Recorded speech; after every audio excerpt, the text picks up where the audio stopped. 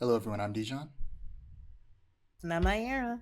and welcome to the Cast, the podcast about the art of storytelling and how it's used across different mediums. Make sure that you like, comment, and subscribe if you want to see our channel grow, and to click the notification bell so that you're notified when we post. As usual, support Palestine. Palestine needs all the help they can get. It's still free Palestine because they're not really free. Um, things are still Right. going on. Things aren't perfect. There's been a little bit of progress, but it still isn't enough. It's nowhere near enough. So, keep doing everything you can to help support and free Palestine. So, what media have you been interacting with lately? I got a couple. I've been getting more into stuff lately.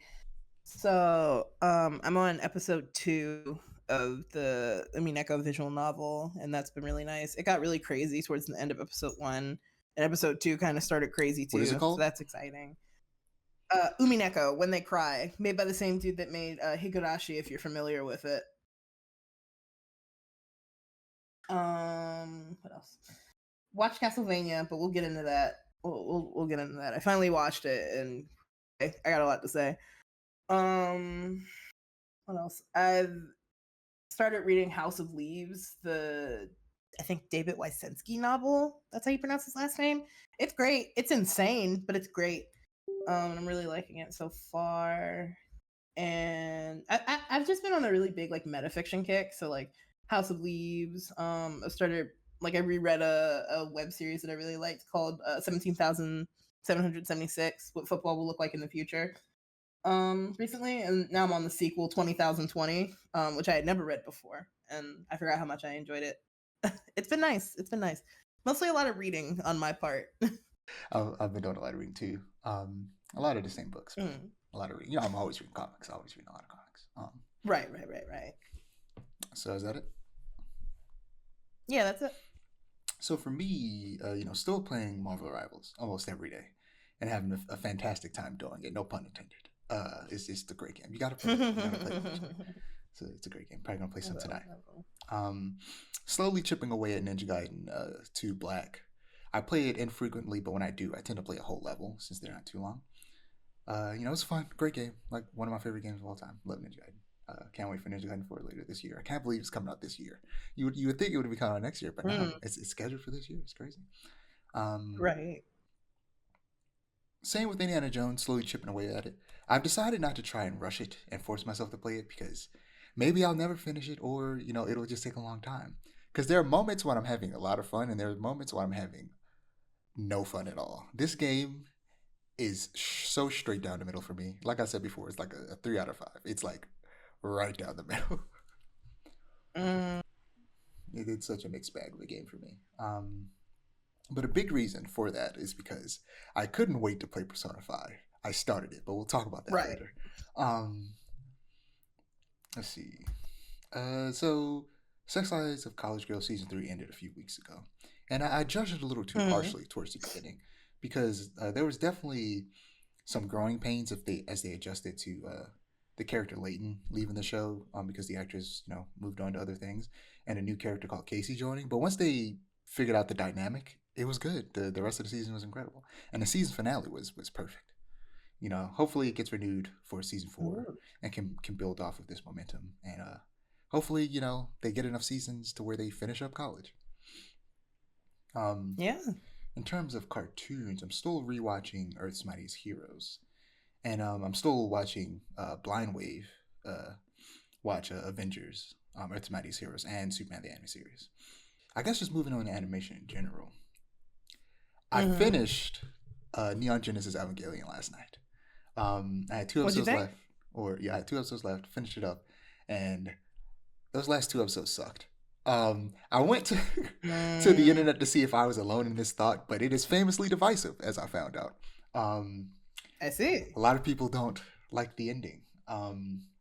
It's very clearly, I feel like, especially since they made a movie afterwards called The End of Evangelion that is meant to be like an alternate final 2 episodes. That is Mm-hmm. really good and way better than the actual final 2 episodes of the show. And you could tell what happened was they just like either something happened with the budget or they ran out of time. And Right. clearly back in I think like '96 when the finales aired, they realized that this is people don't like this, and they made the movie to kind of satiate everybody who was like, this isn't good. What are you doing? This is not a good way to end this show. It Right. was just such a huge departure from everything the show was doing up to that point, and it felt so out of place. The last two episodes, it completely went it went in a way different direction I felt like it should have, and then the movie kind Mm-hmm. of fixed that and went in the direction I That's expected good. it to go, and I was like, and I was gonna watch the movie tonight and then talk about the movie next week, but I was just sitting there like, I can't leave it off like this. I gotta watch this movie because I really did not like those last two episodes. I was sitting there, I kept looking at my phone to see the time, and I kept like looking at how much time was left in the episodes. That's how much I did not like the last two episodes. I was like, Mm-hmm. I need these episodes Oof. to end. They are bad. Immediately. They're bad to me. Like I said, it's device. Some people like Yeah. them, some people don't. But like in my opinion, I think they're worth watching before you watch the movie, the end of Evangelion, because they do. Mm-hmm. Because you can for sure just not watch those last two episodes and go straight to the movie, and you won't be confused. But there is just a little bit more context you get about the minds of a lot of different characters. If Right. you watch those two episodes before the movie, that I appreciated. But like, man, I didn't like those last two episodes. I But feel no, it. overall though, great show. 26 episode series. Those last two episodes Good. don't necessarily ruin it for me. It wouldn't have ruined it for me, but it would have been disappointing if the movie didn't exist. But because the movie existed and Right. fixed every problem I had with the finale, it's great. I see why people love it, and I see it's why it's so beloved. It's incredible. I love it. It's great. And Mm-hmm. I've been thinking recently about how Konami's remaking their games. They remade Silent Hill, remaking Right. Snake Eater, which we'll talk about later. Um, and eventually they'll probably get around to remaking Castlevania, which we'll also talk about later. There hasn't been any rumors. I just have an idea. Mm-hmm. Um, there's another specifically Kojima created Konami series that I think would be interesting Mm-hmm. to get a remake, and that is Zone of the Enders, which was Kojima's Ooh. mecha video game, and I have it. I have Zone of the Enders and Zone of the Enders 2 on PS3. And I've played a little bit of Mm-hmm. them, and they're like what's those games called, Armored Core style, flying around, playing as a mech, fighting Oh. other robots style games, and it's very Mm-hmm. much taking inspiration from Evangelion. You can tell, and I feel like bringing those back, and because I'm on such a Persona kick, I'm like bringing that back, taking Mm-hmm. even more inspiration from Ava, and adding a Persona 5 element of like all the stuff you do outside of the combat, outside of mementos, outside of Tartarus and Mm-hmm. all of that stuff with Right. like hanging out with friends and going to restaurants and studying and all of that plus instead of going out to like Tartarus or mementos to fight shadows, you're going out in a mech to fight other mechs, would be cool. um That would be if sick. they I ever hear. decide to bring that franchise back. But yeah, you know Evangelion was great. Hmm. I definitely Yeah. couldn't recommend it more. It's very famous. I don't need to recommend it. Everybody knows you should probably check it out. But Right. I recommend it also. Still watching Harley Cool, Quinn. cool. 5 episodes are out so far. Um, on the episode before last, episode 4, um, it was a Brainiac origin story, and it was one of the best episodes of Hmm. the show so far. I feel like they really got their groove back with this season, and I'm excited for more. And hopefully they can keep this up going forward this season and into the future. Hopefully the show continues. Mm-hmm. Uh, like I said, last season was such a mixed bag. It was kind of all over the place, but I felt like they really brought it back this time around by switching things up and going to Metropolis and Good. bringing in some Superman stuff. Hopefully, Power Girl shows up. I can't. I don't imagine she won't. And apparently, some like early reviews might have spoiled that she does at some point or something. So like, Oh. it feels like she probably is, but we'll see. Mm-hmm. And moving on to your friendly neighborhood Spider-Man. Um, since I got all of my complaints out last episode, we can discuss this show just on its own merits. And last episode was mostly me, not even really even talking about the show, talking about other problems I have with Spider-Man outside of just this show in general.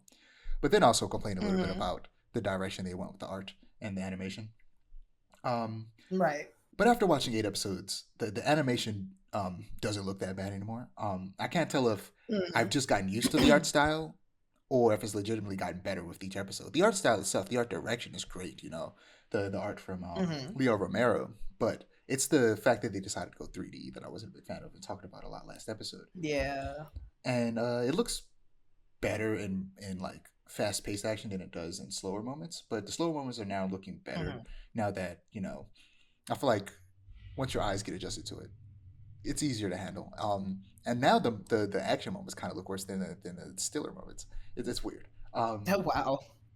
But the story, the writing though, is pretty good so far. Coleman Domingo, like I said last time, he continues to be a great Norman Osborn, and he has expressed interest in playing the character in live action.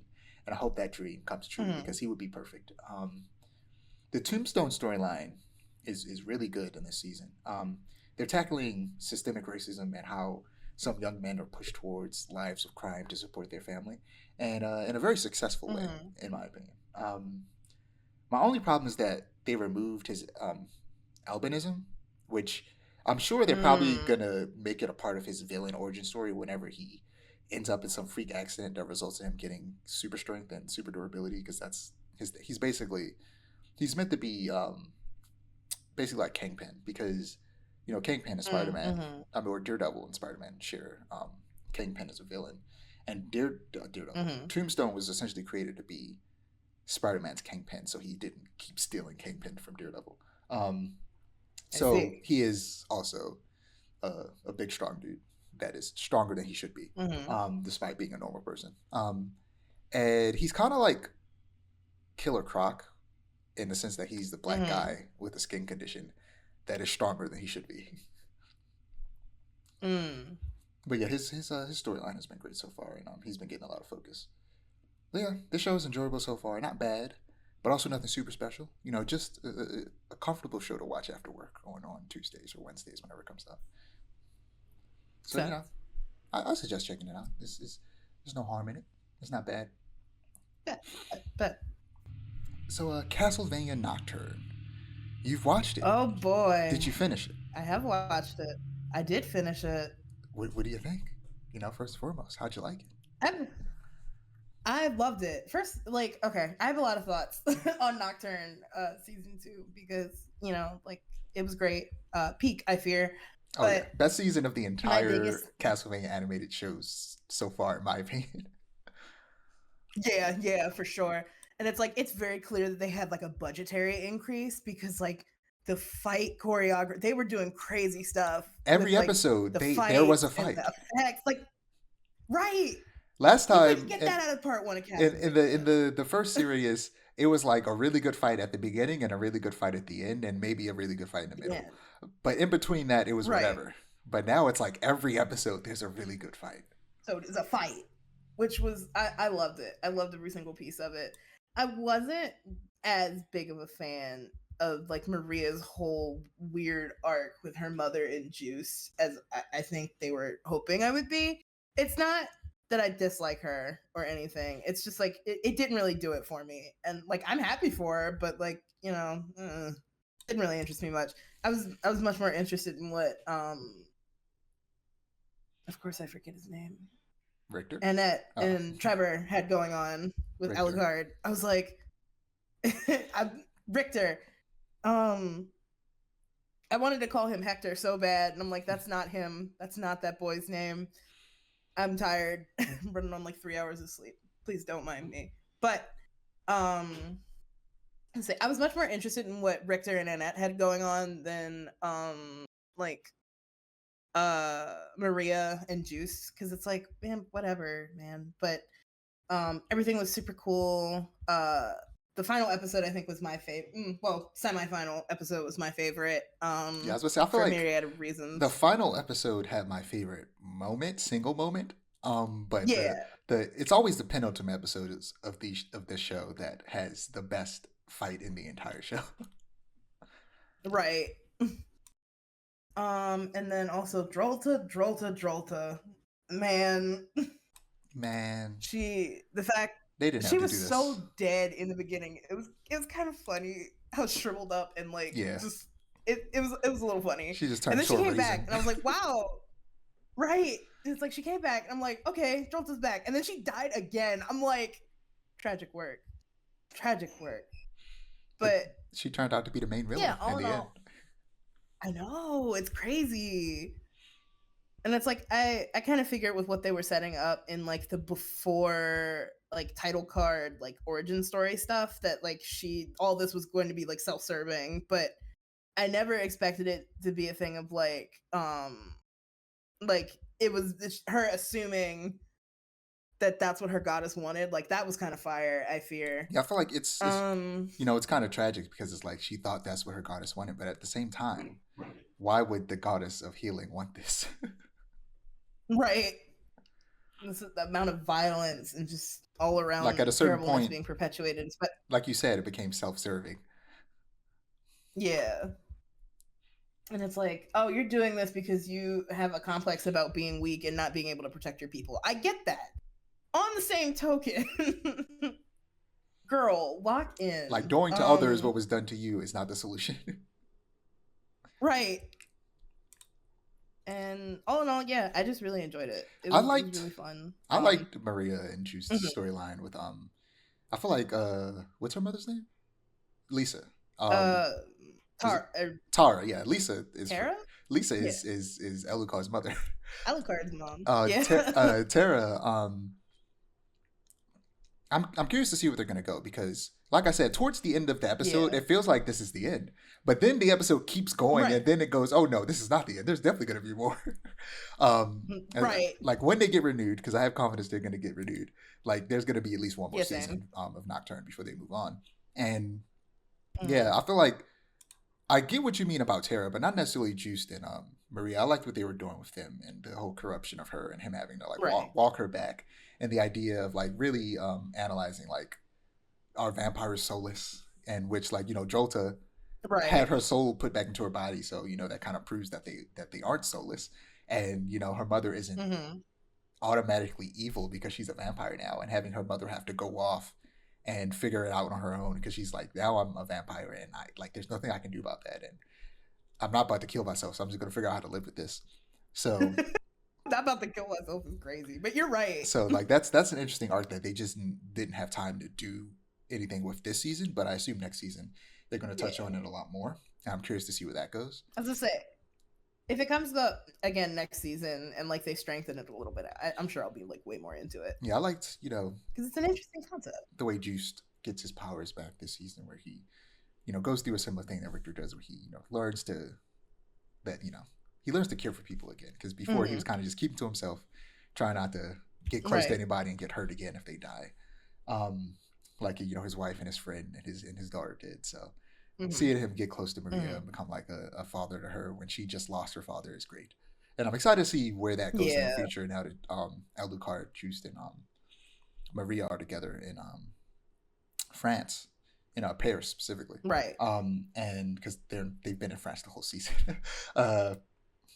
And I'm excited to see where Annette and Richter storyline goes in America. That'll be Oh, interesting absolutely. because it's definitely probably gonna end with him killing uh Ulrox, which Ulrox was great too in this. Yeah. Um, Oh, absolutely. yeah, and the fact that um, what is her name? The main big bad lady. Oh, Elizabeth. The fact that Elizabeth was throwing hands with a dragon was hilarious, but I also was the about to fact that say the dragon was throwing hands back was hilarious too, because the that. dragon wasn't biting at it was biting at her, but it also literally picked its arms off the ground, balled up its fist, and started throwing haymakers. I was like, bro, you're a dragon. Shoot fire. What are you doing punching? This is crazy. This dragon is But literally out here boxing. like to add on to that, the fact that they were cooking Elizabeth so bad in the penultimate episode, I was obsessed. Like I get it was so why, but I said it was so good. It really was. It was because it's like it makes me think back to Trevor and Sypha when Trevor specifically tried to throw hands with Dracula and it didn't work, and then here comes Richter. Except that Richter can now throw hands with that ice and fire. Right. It's insane. Like I was expecting her to get like cooked a little bit, but I was expecting her to cook them back just as hard, but it didn't happen. And honestly, I kind of liked it that way. I mean, it was a back and forth. They all She had to give it their all. But also, yeah, that moment in the last episode where Alucard gives Richter his sword, and he covers it and he sets Man, it on fire and then freezes the fire and then slices Jolta in half was so dope. it Oh was my peak. I god. fear. It was incredible. But yeah, learning all this stuff about those African gods and the Orisha with a net was Mhm. really cool. I learned a lot more about like It African really mythology than I was. ever knew before, and all of it was very interesting. And also mixing it with Hmm. Egyptian mythology, which is the main kind of African mythology that most people know, was smart on their part to kind of be like, okay, here's the one that you Very know, smart. and here's a new one that you absolutely know nothing about. And yeah, that was very smart on their part and very fun. And it gave Annette a lot to do, even though technically in those last two episodes, Annette wasn't really there. She was still doing a lot by giving up her Right. body to Sekhmet and also fighting that monster in the other world, the spirit world. Hmm. Hmm. So yeah, it was Yeah. great. But now you see It's just.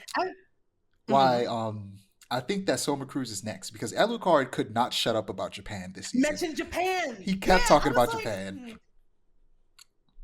my one thing about Soma being next, though, right, is that he mentioned Japan, but it's still very much like revolutionary era France.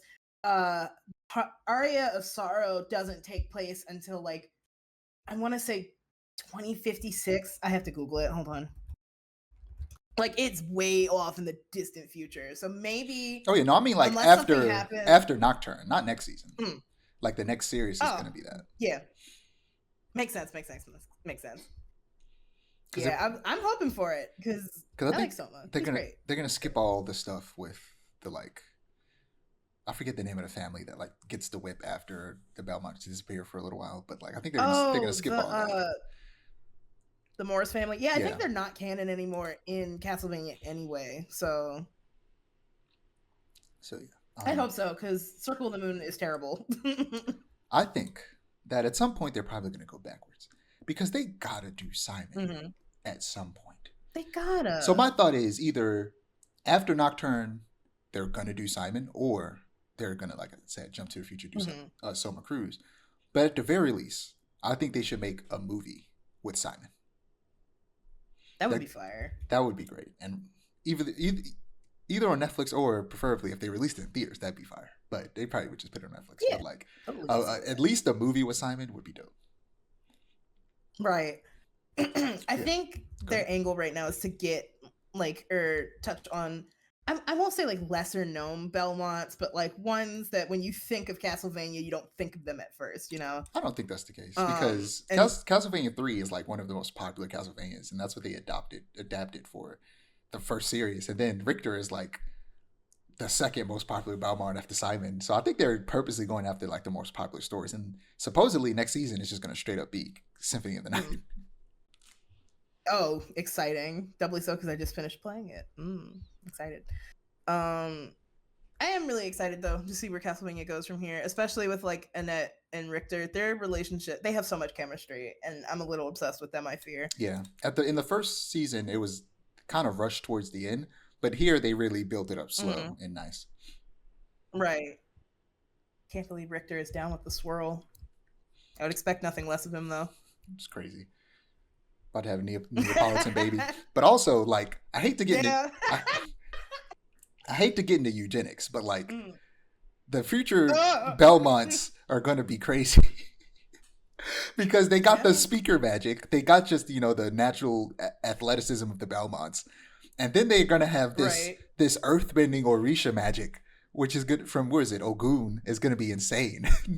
They're going to be the Yeah. Avatar. I fear vampire kind is cooked. I fear. It's over for them. Like what?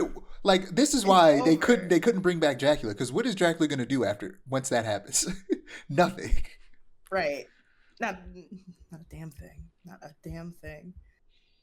But But yeah, I really like this season. I'm excited for more of it. I think that 8 episodes was like a good like 8 30-minute episodes was yeah, really good for them. It's like it didn't go on too long, but it wasn't too short.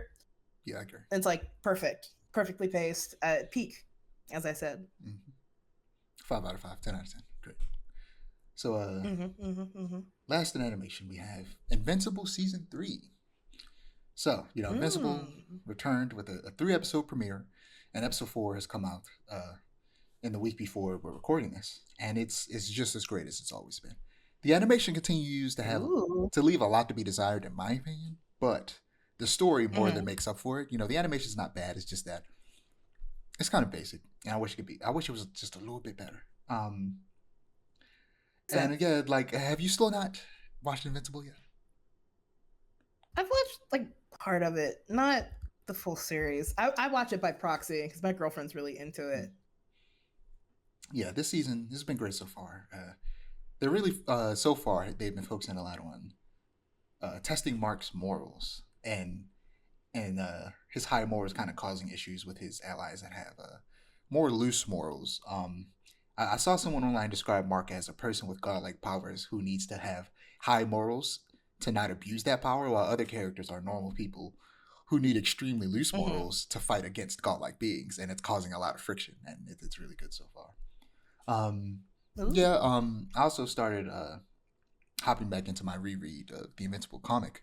Um, and surprisingly, no one, it's great, Mhm. and it's hard to put back down because it's so good. Whereas the last night before I watched the end of Ava, I read a chapter, and then did I read a second chapter? No, I think I was about to read a second chapter, and I was like, no, if I read a second chapter, I'm never gonna have time to watch this movie. But yeah, Invincible is great. You should definitely check out the comic if you want. It's good. I think I might. I think I might. Probably be better for me. Yeah, moving on to comics. Starting off with some manga I've been reading. Mm. Kagurabachi is lit. I'm going to send you a picture. Like, all those memes turned out to be true because it's really good. Which is insane to me. I'm going to send you a picture that just, like, Okay. I just was shocked when I saw this moment. Oh I wow. was like, ain't no way. His art direction is fire, I fear. It's a girl looking through a peephole and watching him fight, and then you have this fisheye lens moment of him killing a bunch of people. It is lit. Um, He Still, looks of course, lit. reading Chainsaw Man. Which are you caught up on Chainsaw Man? I'm not, but I've been hearing things and it's been scaring me. Oh, it's getting real interesting. Chojin X, the series from Suya Yoshida, the creator of Tokyo Ghoul. Still reading that on chapter. I hate how they number their chapters. This creator specifically, Mm, because right now they're on mm, chapter 60.2, and chapter 59 interesting. was split into three parts, and they keep doing this, and I'm like, bro, why? Just call them regular chapters. Why is it 60 point? It's stupid. Stop this. Just call it a whole chapter. It is a whole chapter because these chapters are long as hell. Mm. So why are you calling it anything less than a whole chapter when it's like 23 pages? Come on, Oh my bro. goodness. But moving on to American comics. I read Mm-hmm. Daredevil number 12 and 14. I'm at 13, not 14. That wouldn't make any sense. Um, Bullseye. After the pounding frenzy that started in Daredevil number 8, Matt Murdock and Elektra Nachios are surrounded by their deadliest foes. The Vow Elektra and Matt have taken as Daredevil will face its greatest challenge yet, as they must protect not only themselves, but also all of Hell's Kitchen from Bullseye's dastardly designs. So, in the story so far of this Daredevil run, spoiler Oh wow. for the previous Daredevil run, which is considered like one of the greatest Daredevil runs ever made. Um, Mm-hmm. Matt died. He came back to life, but he came back to life at first without his memory, and he um, became a priest. A big part of Daredevil is the fact that he's a Christian. Um, he became a priest, and he's working as a priest and slowly recovered his memory. But when he was brought back from hell, some demons came along with him and have started like all of them are based off of the seven deadly sins, and they're possessing people in his life, and Ooh. he's going around and essentially exorcising the demons. And currently, or I guess previously, Kingpin was possessed by Mm-hmm. one of those demons, and I forget which one. It might have been Greed.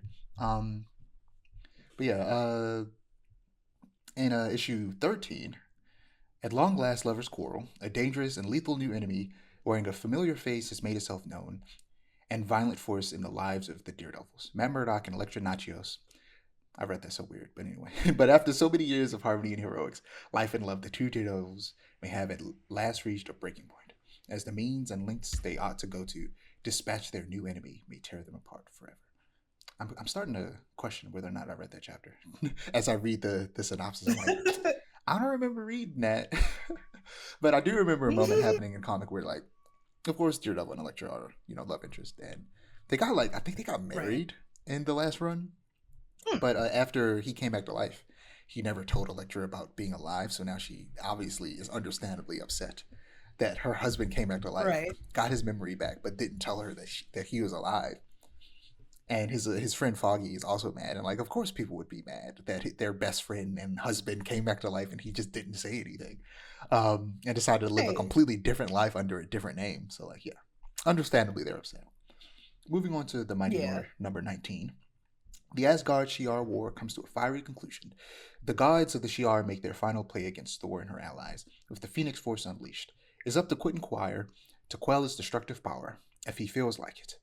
Odin has returned, but what awaits him in the war-torn Asgardia? Yeah, Mighty Thor has been great on number 19, which is thankfully the end of an arc.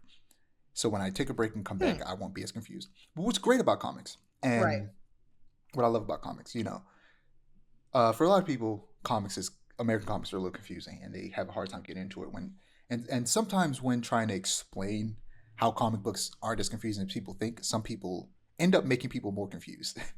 The reality is, Mm-hmm. if you see a book and it has a number one on it, you can read it. You don't need to read anything before that. What's great about comics Hmm. is that almost every comic, even if you're on chapter 23, you open it up. Within the first 2 pages, they will give you a recap on everything that has happened so far. Um, Oh. and it's great. And the Mighty Thor has a great page at the beginning of every comic where they do that. And if you're confused, just read it. And if you're not, you don't have to. It can be a bit wordy, but like sometimes it's necessary when comic books come out once a month, and maybe I don't know, maybe you're like 3 months behind, and you're like, damn, I don't remember what's happening at all, and you need to catch back up. So like, and when you pick up a comic from number one, they assume that you know Mm. nothing every time. They never comic number ones of comics never assume that you know anything, so they tell you everything Mhm. you need to know to read that story.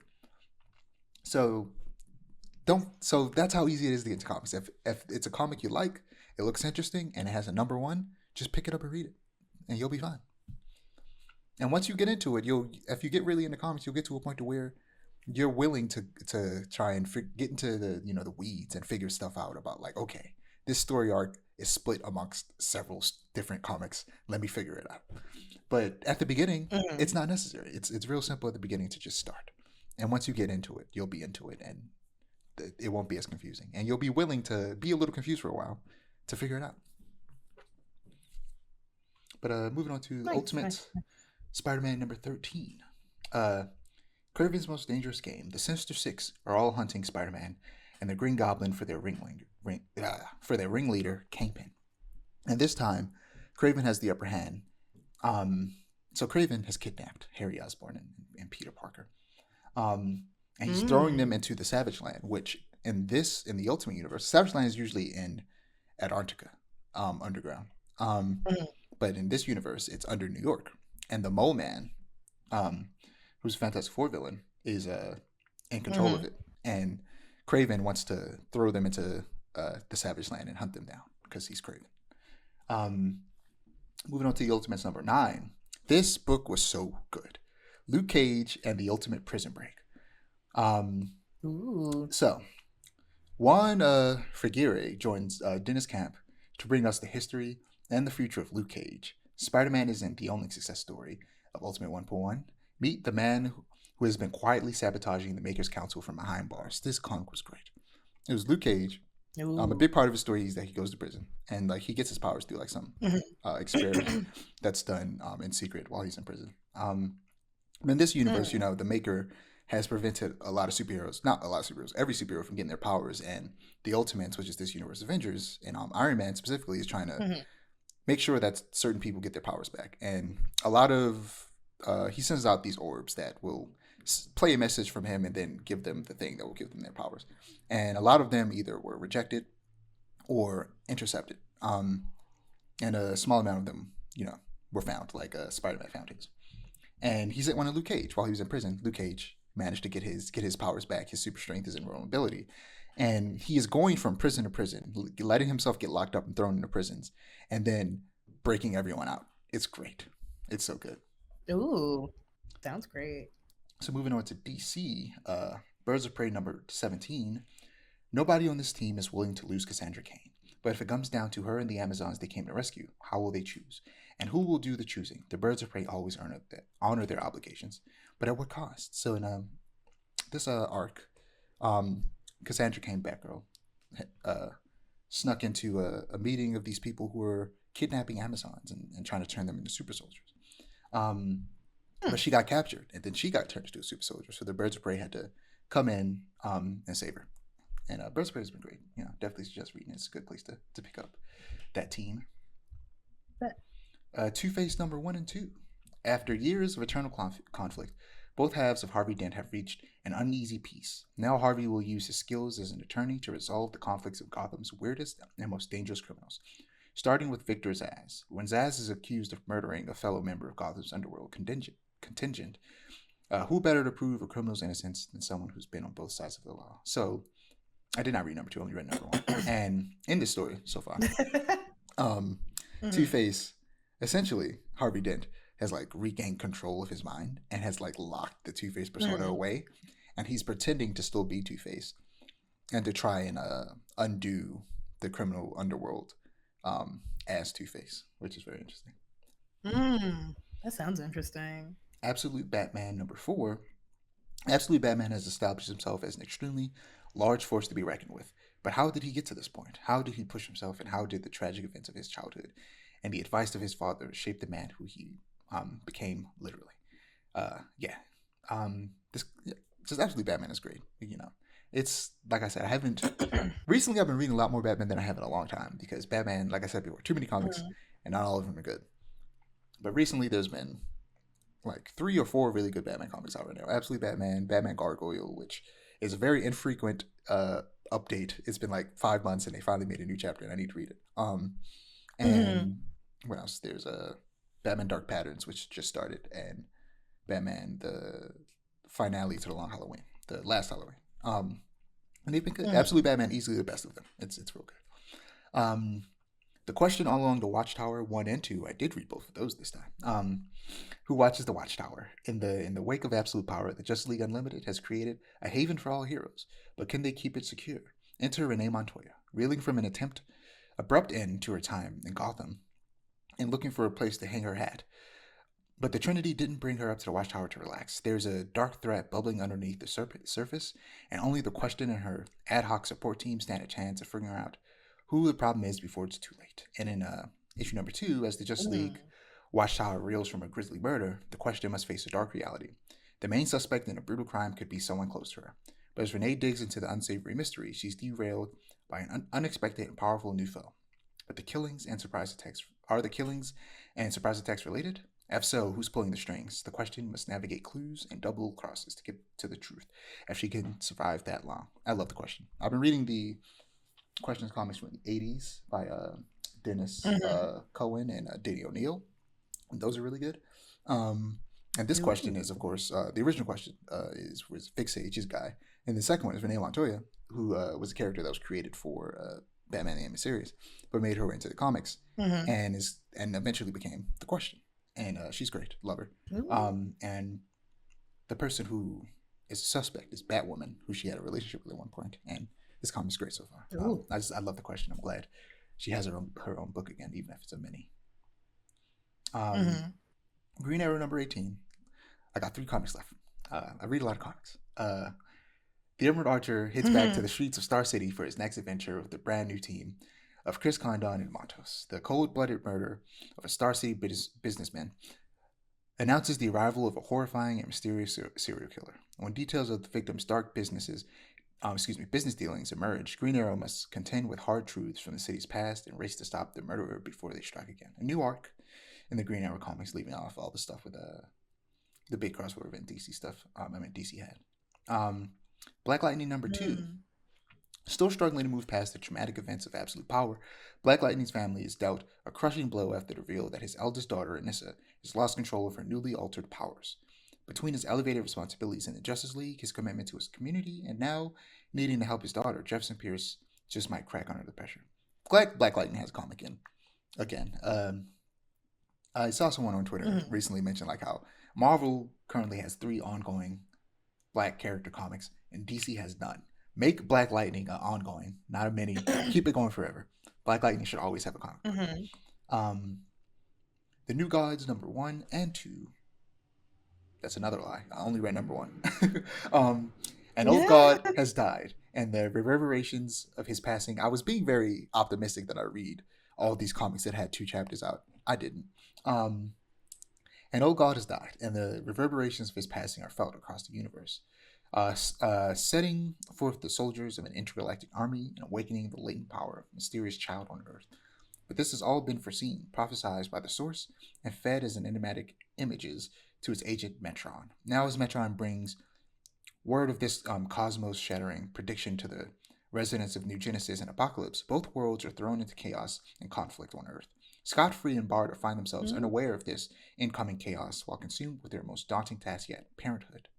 So, this Mhm. comic's real good so far. It reminds me of the Eternals run Mhm. from a couple years ago, which is by design because the Eternals and the New Gods were created both by Jack Kirby, and essentially, I forget which came first. I think it might have been the New Mhm. Gods, or it might have been the Eternals, and essentially, Jack Kirby created one, but it didn't Mhm. do well. So he went to the competitor and created essentially the exact same thing again, and that's why I respect it it's though. why Thanos and Darkseid is so similar. I think Darkseid came first, so I think it was Mm. the New Gods and Darkseid. The god that they're referencing that died is Darkseid. Um, and Gotcha. yeah, I think he created Darkseid and New Gods, and then at the time they didn't do well or something, and then he went over to DC and made Thanos and the Eternals. And yeah, Mhm. which would I think would because of that, I think it would be great if the something. Could you look up who directed the Eternals movie? But it'd be Mhm. funny if the Eternals didn't do well. I loved it. It's one of my favorite Marvel movies of the last like what do you call it phase. But it did, Chloe Zhao. yeah, a lot of people didn't like it. It'd be interesting if just like Jack Kirby, she goes over to DC and makes a New Gods movie, and it does very well. That I would be think that would be hilarious. awesome if she went over to DC and made a New Gods movie. It would be so perfect. Yeah, it's For good so sure, for far. sure. Good. Um, so moving on to TV and film, we only got 2 before we move on to a lot of video game news. Mhm. So Mhm. we got a trailer for the Thunderbolts at the big game or the Super Bowl. I hear that you're not supposed to say the Super Bowl that you can get like copyright strike, but like I don't know. Because That's I think that interesting. that was a thing at the last Super Bowl, but they might have undone it because I think I watched some podcasts where people were just saying Super Bowl, but it was a thing at some point that you couldn't Mhm. say Super Bowl. But I've said it 3 times now, so we'll see. Um, but yeah, the Right. Thunderbolts got a new trailer. I sent it to you. Didn't give us too much new Mhm. information that we Yeah. haven't seen before in a previous trailer, or make me personally any more excited than I already am. I am excited for this movie. It looks good, but we did uh, get to actually see a bit of the Sentry's silhouette in this throughout the trailer. You know, Ooh. the guy that's flying around with the cape looking like Superman. He is the Sentry Mhm. is one of Marvel's 3 Superman allegories. But Mm. do you have any interest in this movie whatsoever? A little bit. Just based on the trailer, it's like, oh, that's interesting. I'll probably watch it if it comes out on streaming, and I'm like, I need something to watch, but I don't know. Yeah. It's We'll see. releasing May 2nd. Uh, but before that, a few weeks before, we finally Mhm. got a trailer for Fantastic Four: First Steps, and it looks pretty damn Mm. good. But Ira, here's the thing. Mhm. So, Okay. did you see it? Wait, hold on. Let me look at the picture. I'm messing up the bit now. Wait a minute. The whole bit's been ruined. Oh, that's not. it- this is one of my favorite monikers to use. That looks like shit from a butt, unfortunately.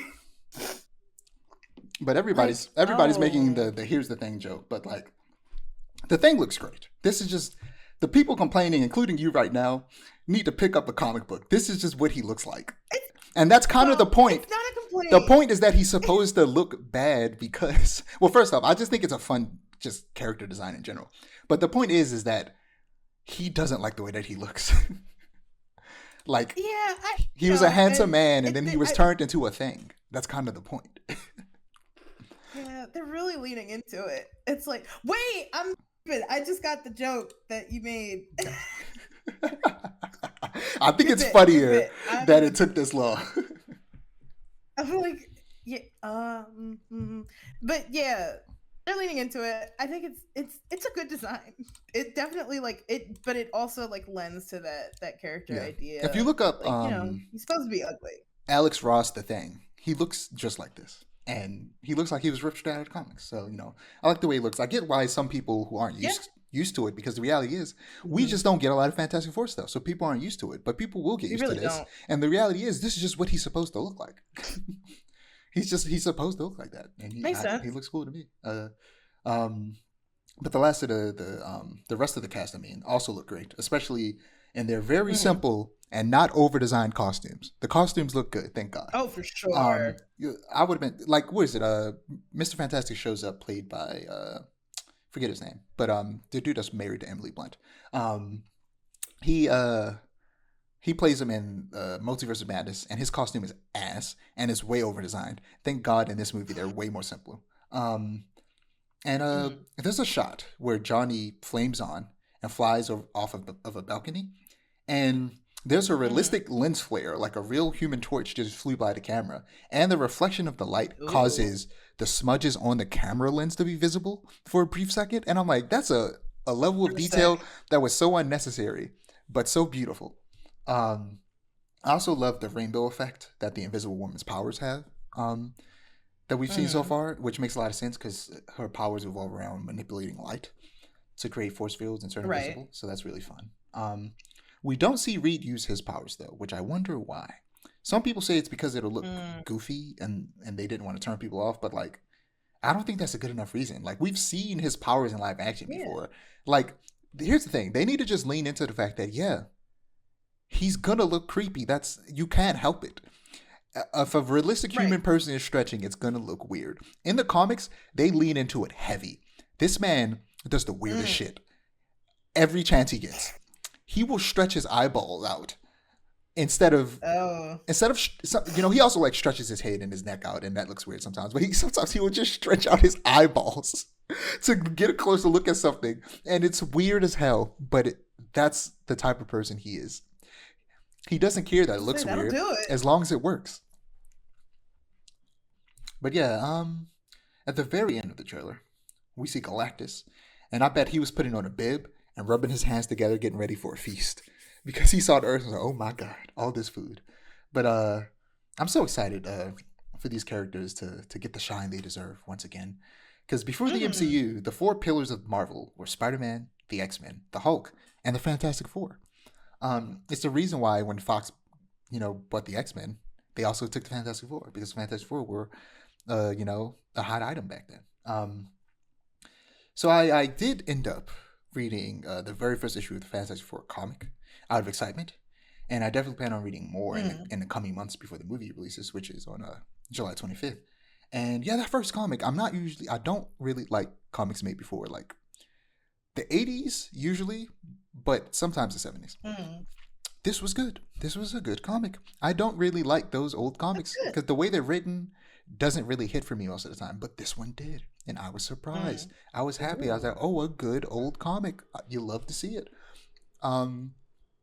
So for a second, I was going to just go from number 1 to number 2, but what Marvel does, which is cool on their app, is that if you want to just get the big moments, so I went to because after the trailer came out, they just put on their on the homepage, it just says get to know the Fantastic Four. I clicked it, and then I went through all the different options of the number ones I could start with, and I went, you know what, I'm gonna start from the very beginning. So I read it, and then I finished the chapter, swiped to go to the next chapter, and then it gave me 2 options.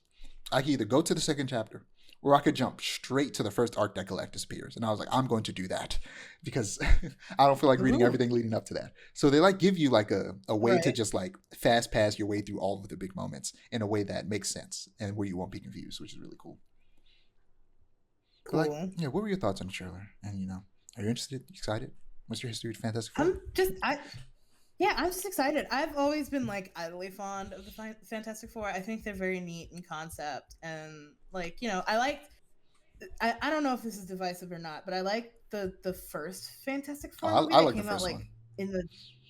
Yeah, I really liked it, and it's good to see them like back in a movie because like I said, I'm not really into the rest of the MCU, but like the X-Men, the Fantastic Four, that's all you'll get out of me. So I'll probably go see this in theaters. Maybe we'll see, but end all to be all, I'm excited. It looked really, really good. And I have high hopes, and I hope that those high hopes are like justified when Yeah, it actually comes out. Because yeah, trailers can be whatever, yeah, but for sure. But like, mhm. what I like about this is that this takes place in a separate universe than the main MCU. And that's Mhm. why everything looks so different. It's this like retro futuristic New York City. And here's my hope. So I realized with they're going to start filming the next Avengers movie like next year, which is way sooner than I thought, and it'll be coming out relatively soon. So it's like they're about to reboot. They're about to just try and reset everything since they messed up so bad with this phase. Um, my I sure hope hope so. is that the entire MCU turns into the retro futuristic aesthetic of Fantastic Four. That would be Yeah, dope that as would be hell nice. because a lot of these characters were created in the 60s. Spider-Man, Fantastic Four, the Right. Hulk, the X-Men, all of these characters, Ant-Man, all of those. The only exception is a very small amount of characters like Captain America, Namor, and like some other characters and Bucky were like created in the 40s during World War II. But most of them were created in the 60s. So having this aesthetic that is like this 60s aesthetic, but it technically maybe takes place in like the modern day or maybe like decades ago, but not necessarily in the 60s would be cool. Just having it be out of time and That look would so be neat. interesting and have this unique visual style. And then since the world is so wacky and different and this kind of Jetsons retro future aesthetic, that would also make the weirdness of these characters in their more comic accurate costumes less weird. You could have Hawkeye Right. and his goofy ass mask and it not be that weird because everything's goofy. I love Hawkeye's costume and I want to see Hawkeye in live action with his goofy ass costume. Real, real. You could be a lot more comic accurate when everything's weird. Right. Yeah. We'll see. Um, Moving on to Yeah. video games. So, Mm-hmm. uh, the Friday before last, PlayStation servers went down for maintenance, and I God. stared at my PlayStation like that Big Sean meme where he's looking at his phone and he looks up and he's upset. I was so bad. I was Yeah. just like, I can't believe this. I just wanted to play Marvel Rivals, and everybody was making memes about like just getting off a 12-hour shift to play Rivals, and the PlayStation Network is down, and they pull and they look like they're about to Right. uh, unalive themselves. And it's like this was a sobering experience because I couldn't play Rivals, so I thought, okay, let's play Blasphemous instead. Just to see Uh-huh. this. Oh, I had a picture that I was gonna send you. I forgot. Let me see if I even still have it. Oh, I do. Let me send it to you. Mm-hmm. It says, and this is why is it metaphor? That's weird. For some reason, it That was is me trying to click strange. on metaphor. It says can't use this content, can't connect to the server to verify your license. Wait a while and then try again. If you it's just weird. So what happened was when I was in Atlanta, Mm-hmm. I bought my Mm-hmm. brother a PS4. I mean a PS5.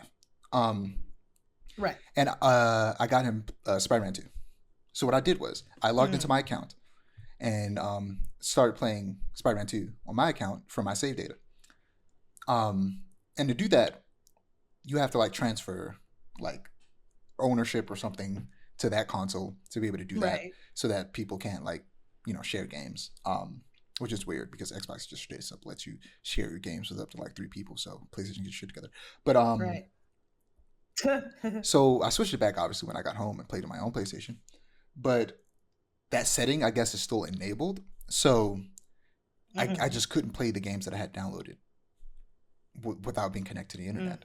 That's stupid, PlayStation. Fix that.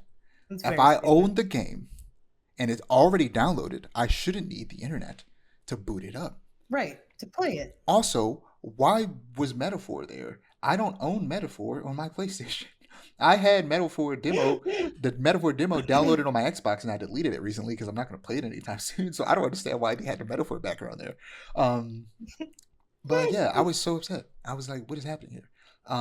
This is why physical media is important, and we should 100% be able. We should be able to 100% own our digital media as well. Absolutely. Also, the fact that GameStop had the audacity to tweet that you guys want physical games back now.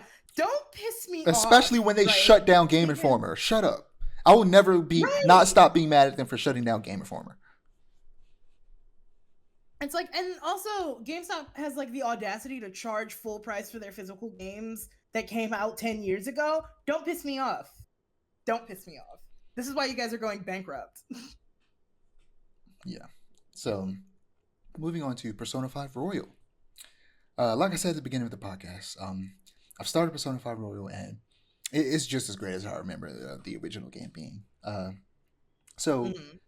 Because Persona 3 Reload is a remake of the first Persona game to go in this direction in terms of style and gameplay, despite the fact that Persona 3 is more visually crisp because it came out last year, Persona 5 still feels like a more modern game.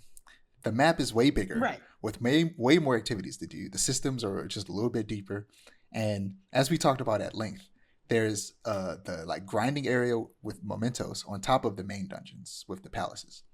And I'm having an incredible time relearning how to play the game so far. I'm 12 hours in on the day not the day before, but on the day of the art exhibit.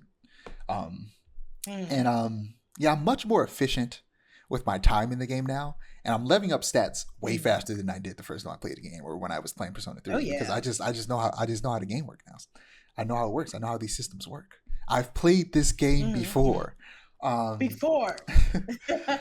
yeah, I'm excited to hop in after we're finished recording. I'm so excited. I'm gonna eat because I'm hungry, and then I'm gonna play Persona 5. Real.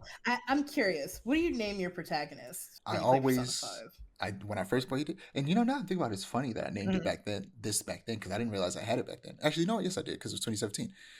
That was back when I got my nickname Dijon Mustard, so I named my protagonist Dijon Mustard. So they're always calling me Mustard San and Mustard Kun and Mustard Senpai. But I saw a meme where somebody named their character Jamal, and somebody called him Jamal Kun, and it was so funny. My protag in my current run of Persona 5 Royal is named Elias Fakaname, so like crazy. Alias fake name. That's hilarious. Stole it from a Twitter meme, but it is absolutely hilarious. Like, and it's got the accent marks and everything, and it's made it like so. Like, I already really, really like Persona 5, but it's made Persona 5 like 10 times more enjoyable. Yeah. So, I've said it before when I first started playing Persona 3 Reload, but the clothes that the characters wear outside of their uniform in Persona 3 is way better. Like, way more sauce. But the actual school uniform, Persona 5 absolutely has the best one with the turtleneck and the plaid pants. Bruh, I need that fit right now. I want to just wear that regularly. Right. I gotta give me some plaid slacks and a goddamn. I actually do have a white turtleneck, so I could rock that. Well, you're halfway there. I just gotta get the pants. I will say, people sleep on the Persona 4 school uniform with the houndstooth. It would be so much better if they did something a little more interesting with it, I think. Because like in Persona 3 and Persona 5, there's like a bit of what I call the game color in it. So like the Gekkokan uniforms are like, they have a tinge of blue to them, and then the Shujin uniforms have like the red line in the plaid pants. But there's no yellow in the Persona 4 is it gray? So I hope. Yeah, they're just gray. It's like the most basic Japanese school uniform.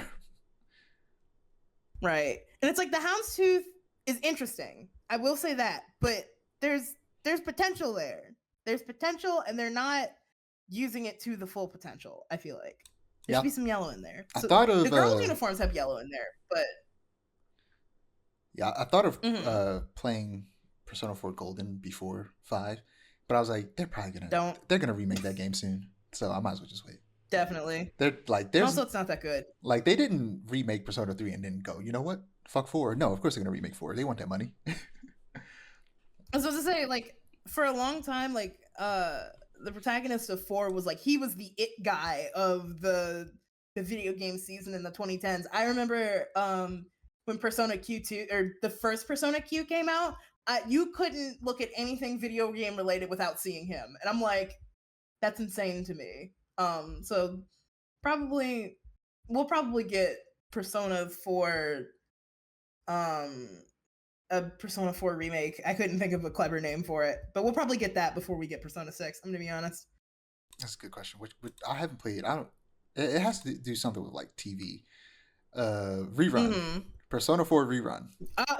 That's Persona perfect. 4 rerun would be fire. That's great. Mm-hmm. Peak, I fear. All right. And hopefully, if they do remake Persona 4, they fix a lot of the issues with like the pacing and with the way the protagonists like treat each other. Because the thing, you know how in Persona 5 and Persona 3, like the team actually feels like a team, like they actually like each other. Yeah. And they work together. In Persona 4, it's like you're playing a group of teenagers that really, really dislike each other, but have to work together to save the world anyway. And it's like, it would be interesting if it wasn't a thing of like, somebody has to be the butt of the joke all the time, you know? Yeah, I was gonna say, that works if they eventually grow to like each other. They don't. That's unfortunate. And it's unfortunate. Well, it's like, on. even, that's like, good. Yeah, no, I was just gonna say, even like at the end when it really comes down to it, it's like there's fondness, but it's not like Persona 3 and Persona 5, and it's sad. I'm not gonna lie, because I played Persona 5 first, every single Persona 3 character felt like a pale imitation of the Persona 5 characters to me. Because I was like, real what's the red haired girl's name? Kirijo. I was like, you're no Makoto. You're no Makoto. I honestly kind of like Mitsuru better than Makoto. And I feel like she's just more likable. But I have issues with Makoto outside. I don't know. As I'm playing the game right now, and I was like, I remember Makoto being one of my favorite characters in it. And at the point I'm in the game right now, I'm like, Makoto, get out of my face. Leave me alone. Listen. I just want to do hood rat shit with my friends. Leave me alone. Friends. She's like, I'm on the student council, and what you're doing is wrong. It's like, I don't care. Leave me alone. You're not gonna do anything about it. That's why your sister don't like you. That's not right. That's crazy. Makoto deserves a little better. But I don't know. I wish that she wasn't so in your face for the entire like first hour of Persona 5. Her and Akechi. Like, the less said about them, the better, though. We can move on. Yeah, but Akechi has like one of the best Persona designs. Period. This is true. Also, peak, I always liked Akechi because I called him Ketchup, and I was like, I'm Mustard. That's my homie Ketchup. But that's funny. Moving on to the Wonder Woman game, may be in trouble. So I'm gonna read an article from IG entitled "Rocksteady reportedly working on single-player Batman game. Monolith Productions Wonder Woman in trouble." So let me pull that up. All right. So, written by Wesley Yinpool, a new report has shed light on the turmoil at Warner Bros. Games, while providing an update on the various projects and works at its developers. Bloomberg's Jason Schreier reported on concern about the upcoming slate of games for Warner Bros. Games following the exit of Chief David Hadab. The company has had a troubled 12 months, first with the catastrophic release of Rocksteady's Suicide Squad Kill the Justice League, then the disappointing release of the Smash Bros. Style Multiverses. Warner Bros. Discovery has said Suicide Squad contributed to a $200 million hit to its business, and Multiverse has added another $100 million on top. Warner Bros. Games' only other recent release was Harry Potter Quidditch Champions, which failed to make an impression. Speaking in a financial call, Warner Bros. Discovery President CEO David Zaslav said, "We recognize the game business is subsequently underperforming its potential right now. Since then, Suicide Squad has come to an end with the delivery of its year one roadmap, and Warner Bros. Has announced the impending closure of multiverses, which I played a single game after I heard that. Um, Rocksteady, meanwhile, has suffered significant layoffs. There are also question marks over Mortal Kombat 1's financial performance, although NetherRealm's chief Ed Boon recently announced over 5 million sales and teased future DLC following the release of the T-1000 Terminator guest character. During the same financial call, Zaslav said Warner Bros. Was doubling down on just 4 games: Hogwarts Legacy, a sequel was already in the works, Mortal Kombat, Game of Thrones, and DC, in particular Batman. We're focusing our development efforts. Game of Thrones could be lit. Especially, specifically, Monolith Games are the people that made the Shadow of Mordor games, which are inspired by Lord of the Rings. And I feel like that style of gameplay and that world is it's the same type of world as Game of Thrones. So I feel like they could make a really good Game of Thrones game if you gave it to them. But that's the studio that's currently working on Wonder Woman. When you think about the stuff that they made, it makes sense they'd make a Wonder Woman game too. But we are focusing our development efforts on those core franchises with proven studios to improve our success ratio, Zaslav added. But it may be some time before fans see the results of this work. Bloomberg said Monolith Productions' Wonder Woman game is in trouble after reportedly rebooting and switching directors early last year. It's already cost more than $100 million and is still years away from release, Bloomberg added. Monolith's reimagined Nemesis system, it developed the much-loved Middle-earth Shadows of Mordor, and a sequel that would see Wonder Woman befriending enemies has been ditched in favor of a more traditional action-adventure game, and its fate remains in question. See, that part is both understanding and makes me upset. Because that idea is cool as hell. Because people already have... It was super cool. A really huge misunderstanding of the Wonder Woman character.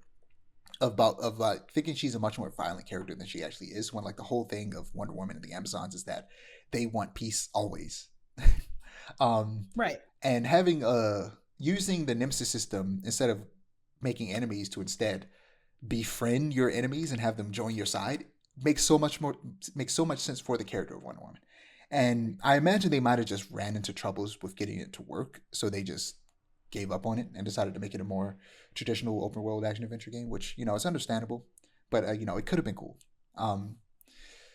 Hopefully this game sounds like it's starting from scratch again, or maybe not from scratch, but damn near. So it's probably at least 3 years out instead of being potentially 1 or 2. So it's way further out now than it probably would have been if they kept going in the same direction, or maybe didn't come into complications with the Nemesis system. So sad to hear. Wonder Woman deserves so much more than she gets, and hopefully at some point before this game comes out, she gets a cartoon or something. Because what are they doing with Wonder Woman? She has the potential to be one of the most popular or profitable specifically. She's already the most popular female character on the face of planet Earth. She can easily be one of the most profitable up there with Batman and Spider-Man if they just actually put in the work. The easy answer is sexism, because what other reason is there when when it's so clear that she could be making money? If you just made a cartoon, I'm so tired of it. Why does she have a cartoon? There's no excuse. There is no excuse. There's no reason. What reason can you give me to not have for her to not have a cartoon? There isn't one. It's such an easy slam dunk. It's so weird.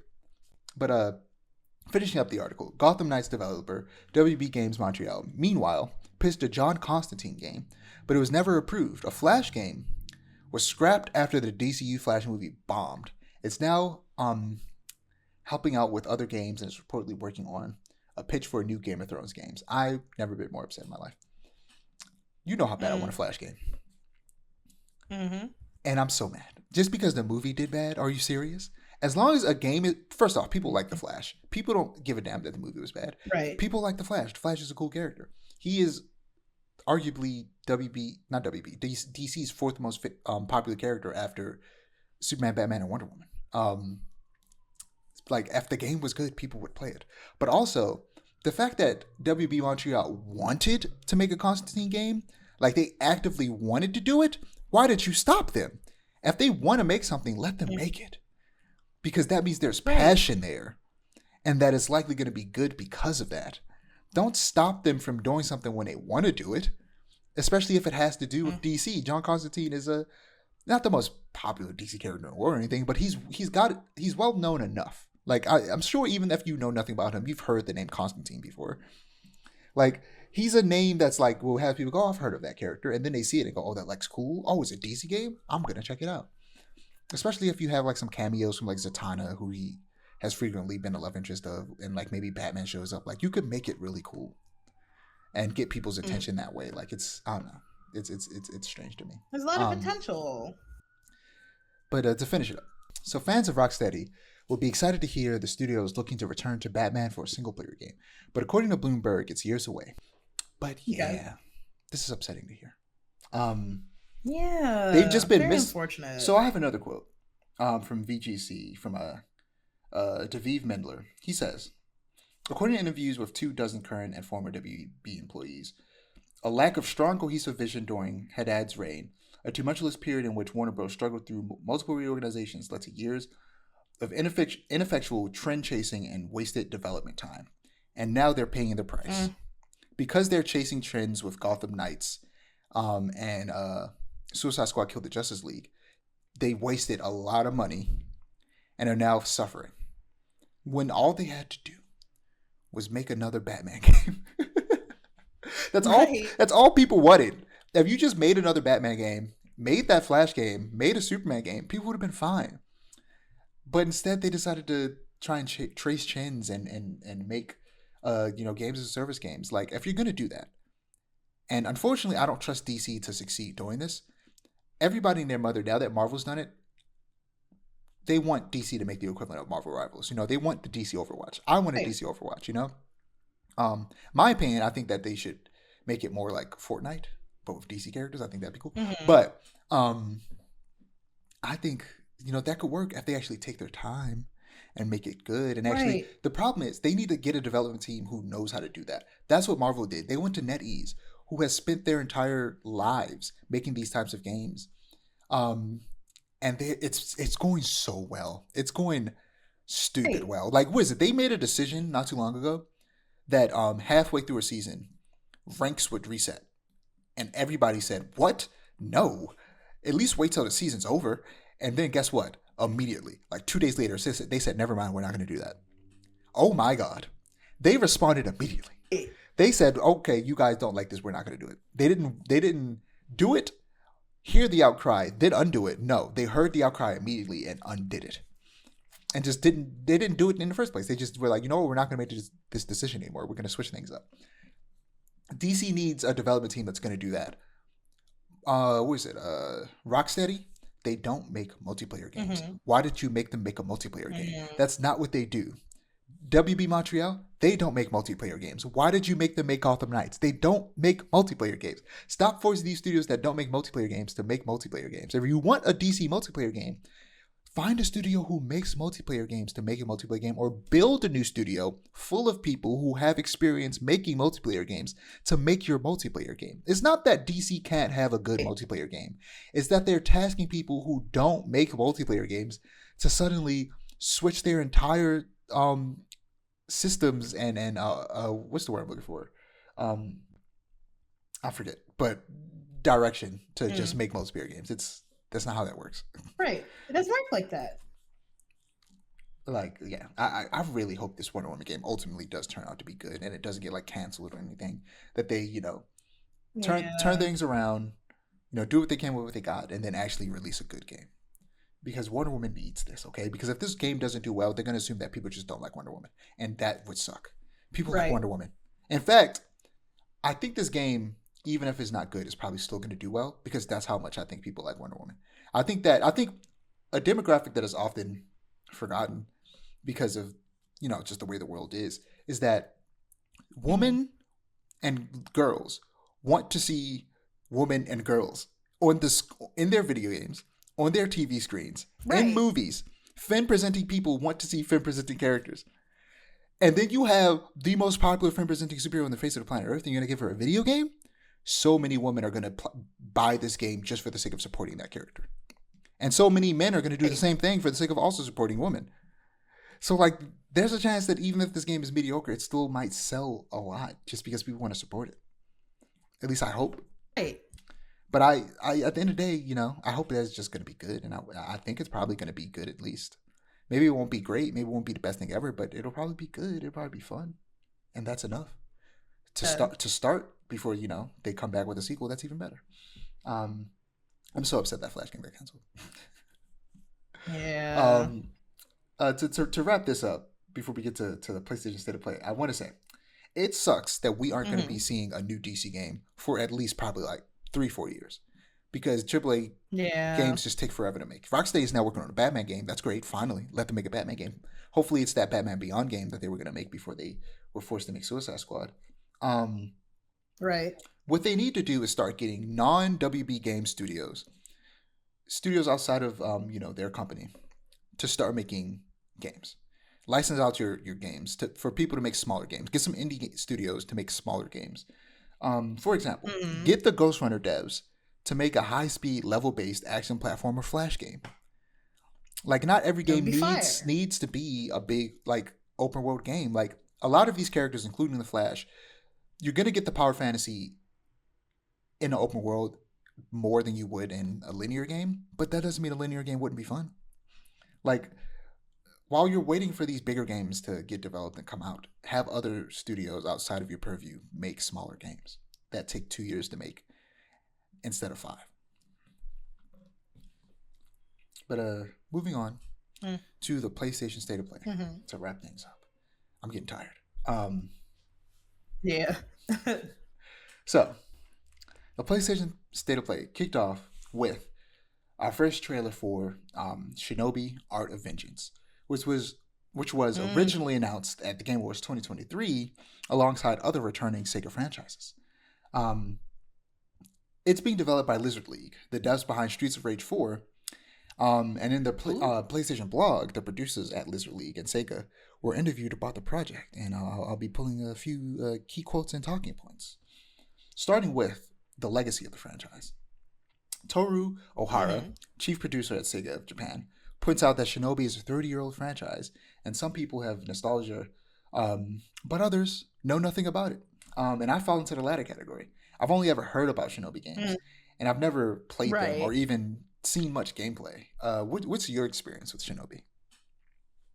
I'm in the same boat as you are. I've heard of it and seen like a little bit of gameplay, but never really played them or was like into them. But they look I interesting. know there's From like what little I know and remember. there's a 3D Shinobi game that I think was on like PS2, and that's what I think of when I think of Yeah. Shinobi. But there were like the first three Mm. three Shinobi games were like the original Ninja Gaiden games. They were side scrollers, Right. and I didn't know that. I had to look it up. Yeah.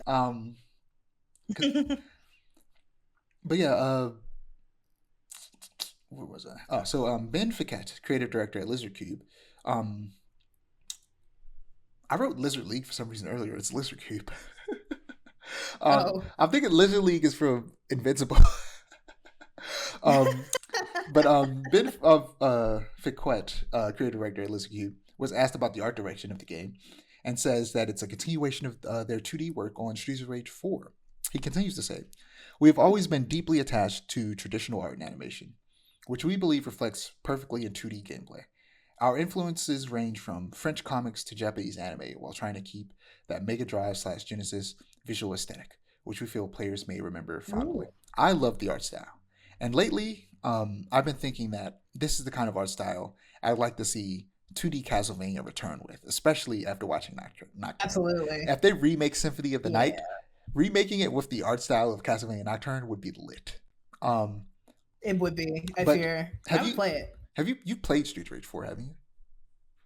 Yeah, I've played all the Streets of Rage games. It's one of my favorite side scrolling beat 'em ups. Yeah. So It was beautiful. same dev team, but Yeah, so also I have really high hopes for this game, especially because it's the same dev team. Because it's like Streets of Rage 4, from what I remember. I didn't play much of it, but I've played it, and like it played just like 3 and 2 and the first one, which is exactly what I was looking for. 'Cause, I like Streets of Rage. I like the way they play and all that cool stuff, and it was nice. It was good. So yeah, high hopes for this developer, and I wish them all the best.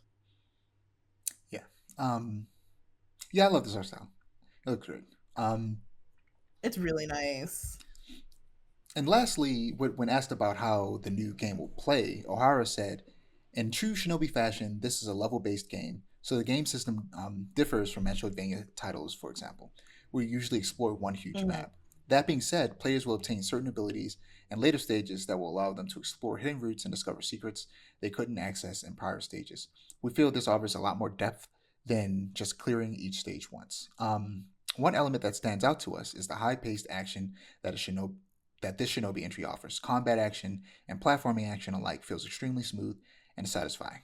Um, so Mm-hmm. yeah, this and Ninja Gaiden Ragebound is marking a return of the games that birthed the fast-paced action platformer genre. The same way, Which is good. just like we saw Metroidvanias be revived through indie Mm-hmm. games. We saw this genre do the exact same way, and then we saw Metroid come back. Hopefully, we see Castlevania come back eventually. And now we're seeing Ninja I hope Gaiden so. and Shinobi come back. So, this is dope. Hopefully, Good yeah, signs. hopefully, Good signs. like, yeah, Konami's paying attention and be like, all of these old 2D games are coming back. Metroidvanias are more popular than ever. It's insane that we don't know that they're making a new Castlevania right now, but I have a feeling that they will because the show is doing great. Right. Uh, I'm like Metro, that. We're getting a Symphony of the Night remake like yeah, soon. Metroidvanias are great. They remade two of their biggest franchise. The only one left of the big three is Castlevania. Right. But yeah, Like this that's infinite money right there that they're missing out on if they don't do it. the infinite money glitch. I couldn't get that Exactly. out for a Like second. literally. Yes, this releases August 29th. Ooh, soon. So next we have Soon-ish. Lost Soul Aside. In the lead up to the state of play, I kept hearing a lot about this game, but I'd never heard of it. But then I realized Mm-hmm. that there was a dope gameplay trailer for this years ago, but more importantly, it also had its own secret level episode. Like when did the It secret level did. come out? December? So 2 months ago? I And think this so. game comes out May 30th, but it had a secret level episode? That goes to show that show was an advertisement for games and not actually a show trying to tell good Yeah. stories. Because so many of Right. those episodes are ads. I also didn't finish it, and I don't think I ever will. Wait, did I? Yeah, no, I I don't don't think I think you finished it. did. I don't think I finished it. And I don't really plan I on feel like we finishing talked it. about it off podcast and you were like, I'm not into it. And I was like, that's real. And like, yeah, but that's besides the point. This game looks good. Mm. So in the PlayStation blog, they mostly discuss the combat. So I'll just read a quick blurb. So they say, my goal is simple: make combat so fluid, fast, and stylish that you never want to put the controller down. Caster's Ooh. shapeshifting weapon adapts to your combat style. Are you a precise swordman? A fan of devastating ranged attacks? Maybe you like high speed mobility. Whatever your preference, the different type of weapons will serve you well. One standout moment during development was designing the boss battles. The fight with the towering dragon remains one of my personal favorites. It, it challenges you to juggle aerial dodges, perfectly timed counters, and relentless strikes. Not to mention, it's a visual feast that feels like being part of your own epic action movie. Beneath the flashy Ooh. moves, there's depth for players who love to experiment. You can customize loadouts, chain synergistic combos, and strategize with Arena. Castor's Dragonlight Companion, his abilities. Oh, the Arena is the name of Castor's Dragonlight Companion. His abilities aren't just support; Gotcha. they're like game changers, turning tough battles in your favor when used wisely. From moment to moment clashes with enemies to massive set piece battles, combat in Lost Soul Aside is designed to keep you on the edge of your seat, pushing your skills to the limit while rewarding creativity and precision. So it looks cool. And what makes a hack and slash Does great is when it's simple and easy to play, but like they mentioned, it can get complicated if you want it to. Mm-hmm. Devil May Cry is really good at that. Like Devil May Cry can become like a fighting Mm-hmm. game with a bunch of different combos if you wanted to, but if you don't, you could just hack and Right. slash and have fun. So this is on the surface. It's another one of those action games that looks too good to be true, of which there has been a lot of those recently, and there's another one in this showcase that we're going to talk about that completely surprised me. But Black Myth Wukong has made me a believer in these projects. So I hope this game is as good as it Mm-hmm. looks. Mm-hmm.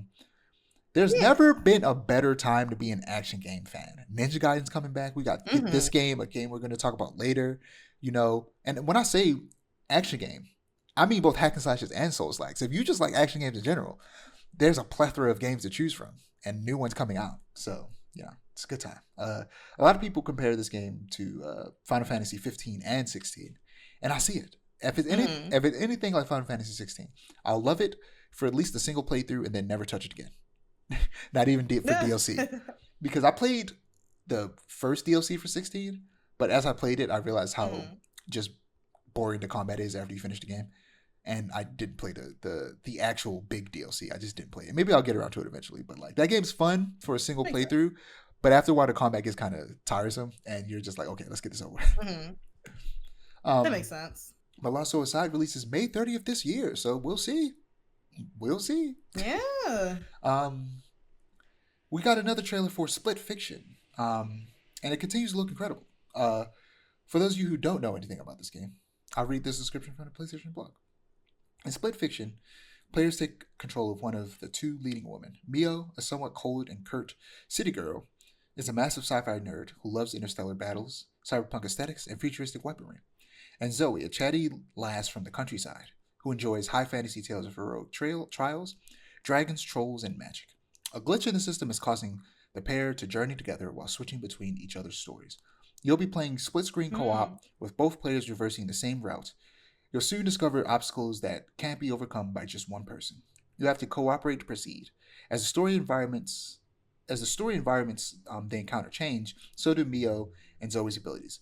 Each character will often have a different skill set where one player can perform attacks or movements that the other can't. You'll need to work together to figure out how to use these asynchronous abilities to get past the obstacles and enemies impeding you. This is I'm talking so much. My tongue's getting tired. This happens every episode. Whenever there's a big like event and I have to read a lot, my mouth just gets tired. That's real. This is the same developers as It Takes Two, which is another co-op game where each character has different abilities and you have to work together to solve puzzles and defeat enemies. And that game's really fun. And this game looks even better. I'm so excited for this game. It does. There's a few shots in this trailer where it looks like they're dressed as like Mega Man ripoffs. So I'm real excited for that level. I love It Takes Two. I didn't beat it yet. I'm gonna try to beat it this summer when my little brother comes to town because I was playing it with him. So we need to get back and finish that. So hopefully this one doesn't overstay its welcome because It Takes Two is just a little too long. Makes sense. Yeah, this releases March 6th. What do you think? We've seen trailers before. Really soon. Yeah, but we haven't talked about it like you have a partner. You guys can play it together. Yeah, that's I think what I'm most excited about because we've been looking for like games to play together. Because I definitely, growing up like a mostly only child, it's like I've been very like single player video game oriented. So it's like trying to find games that we both enjoy or would enjoy has been like a bit of a thing. But this looks like something. How old are your siblings?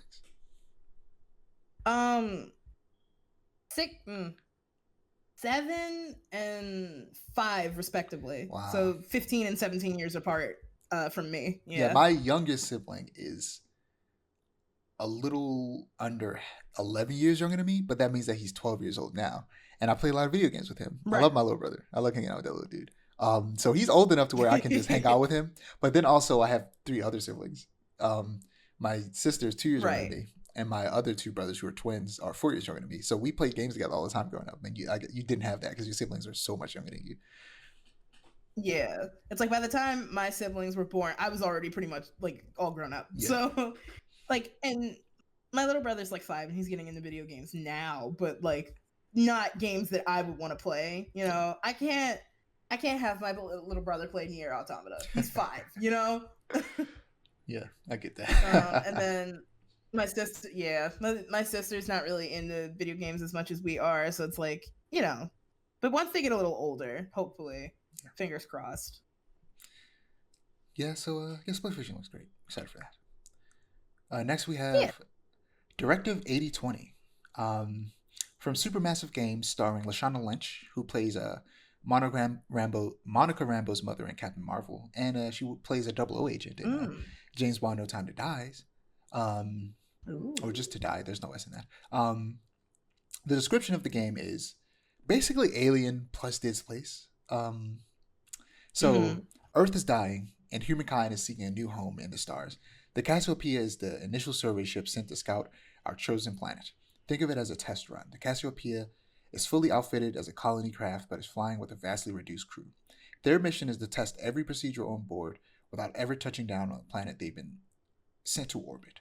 The crew awakens from their 4-year Mm-hmm. hypersleep to a hull breach, a murder, and some extremely suspicious crew activity, all of which culminates in the ship Ooh. crash landing on the planet. Across the game, you explore the claustrophobic, stranded wreck of the Cassiopeia. It is a dark, terrifying location that is slowly being consumed by something entirely alien. You'll navigate broken rooms, Mm. desolate corridors and vents, and even negotiate the inhospitable terrain of the planet itself, never knowing what lurks around the next corner. What interests me most about this game is that it's not just a player choice Mm-hmm. game like Supermassive's previous games, like the Quarry and Until Dawn. Right. In the PlayStation blog, they say to improve your chances of your to improve your they worded this weird and I can't speak.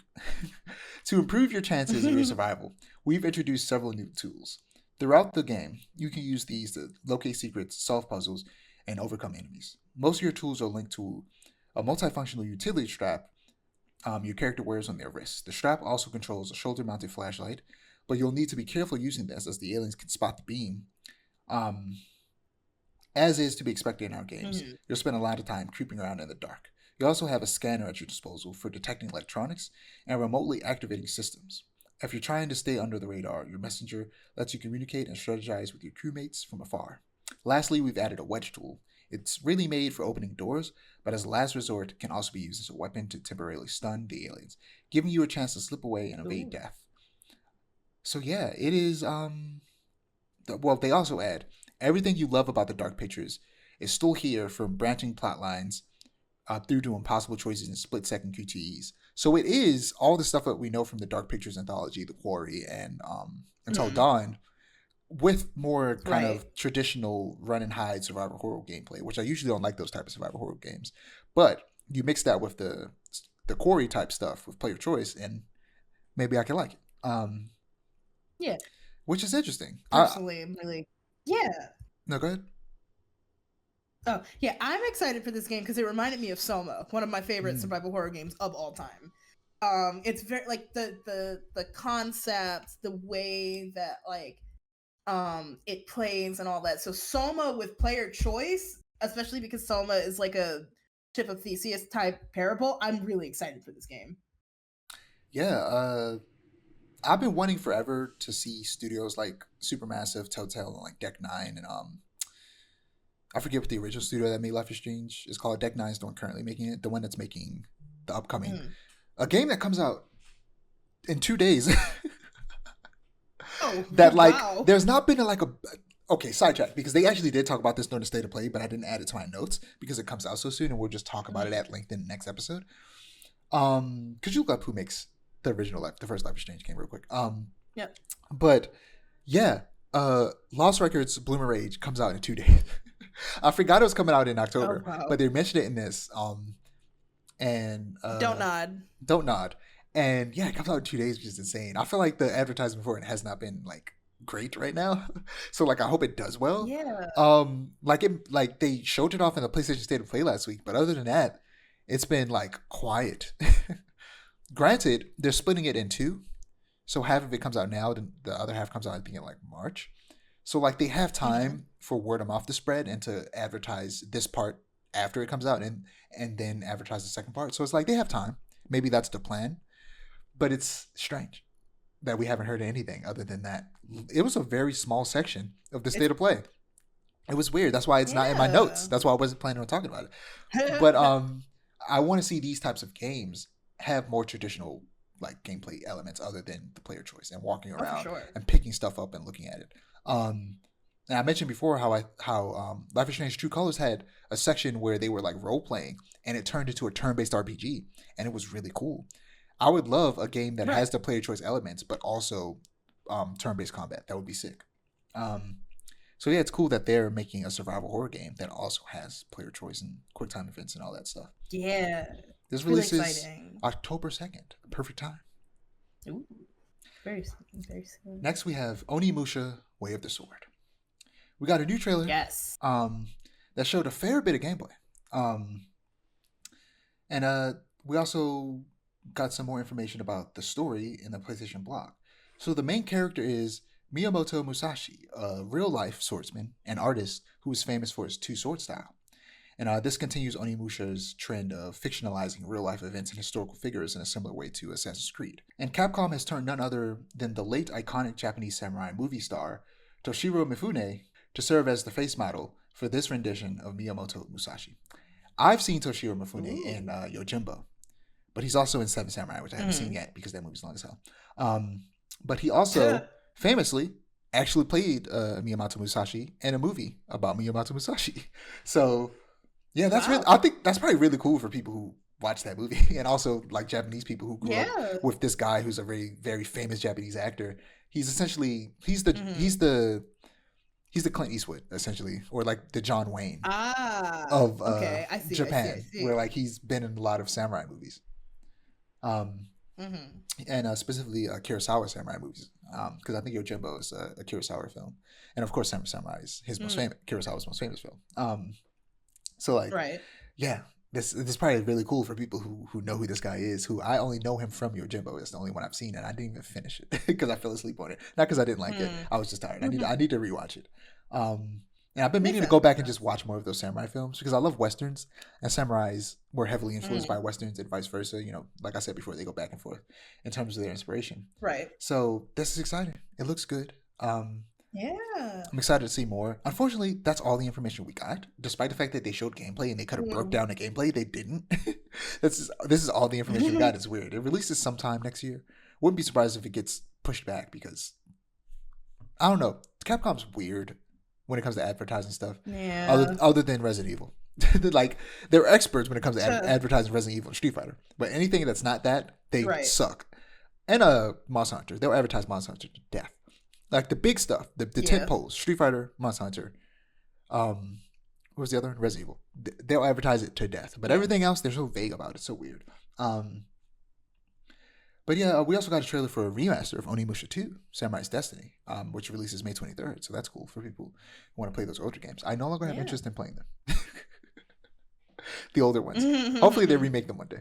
But because I don't know, one day I was interested in going back to play the old ones, and then it just disappeared. Maybe it'll come back one day. Yeah. But speaking of remakes, Metal Gear Solid Delta Snake Eater. We got a new trailer. Yeah. Alongside the release date, and we were all surprised because we had no clue this was happening. This did not leak a week before. That didn't happen. It didn't leak, and then GameSpot just straight up posted it on their YouTube channel. That didn't happen. Nope. This is the first time we saw it at this State of Play. So, if you don't know, it was leaked a week beforehand. And this is what, because it was rumored that the State of Play was going to happen, but it wasn't announced yet. And then this trailer leaked. And then everybody went, oh, okay, the State of Play is happening next week. And this was supposed to be in that State of Play. And yeah, it leaked beforehand. Like I sent it to you like 2 weeks ago almost. Yeah, and I'm like, where'd you get this from? Yeah, and like it was the GameSpot posted it. They just didn't care. Hopefully that didn't ruin their relationship with Konami. Yeah. But we didn't really learn anything new other than, well, that's not true. We learned a bit of new stuff, but mostly we got the release date of August 28th, which is a day before the new Shinobi game. I'm excited, of course. What is considered to be the best game in my favorite video game franchise is being remade for modern consoles. It's not my favorite of them. My favorite is 4, but 3 is really good. It's not necessarily being remade in the way that I would have liked, but it still looks like it'll be great. And if it does well, we'll get more, and that's what I'm most excited about. Right. Maybe this is the Metal Gear game you'll like. Yeah, probably. Because it's more modern and not kind of old and harder to play because of that, like the Master Collection. With the first game. But that's not to say that I'm not enjoying the Master Collection. I'm just not good enough at stealth action games because I haven't really played them, is all. So it's taking me a long time to get through it. It's good. It's a good collection. They're good games, and I'm really enjoying like the character moments. I'm just bad. It's a skill issue. That's all. Fair. That's fair. Yeah.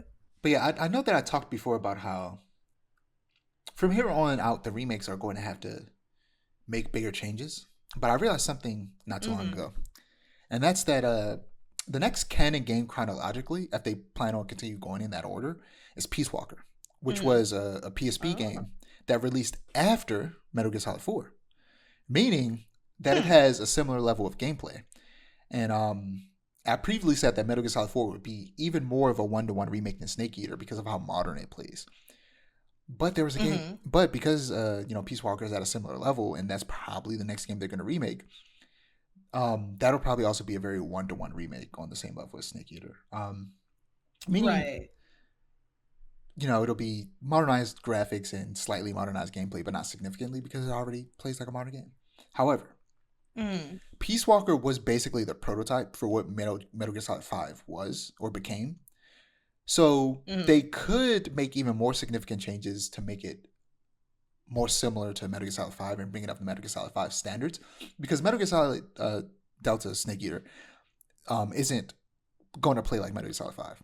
It's going to play like a slightly more modern Metal Gear Solid 3. But Peace Walker, because it's so similar to Metal Gear Solid 5, they could just end up making it play like Metal Gear Solid 5, which would be a big step up from Snake Eater. But we'll have to wait and see.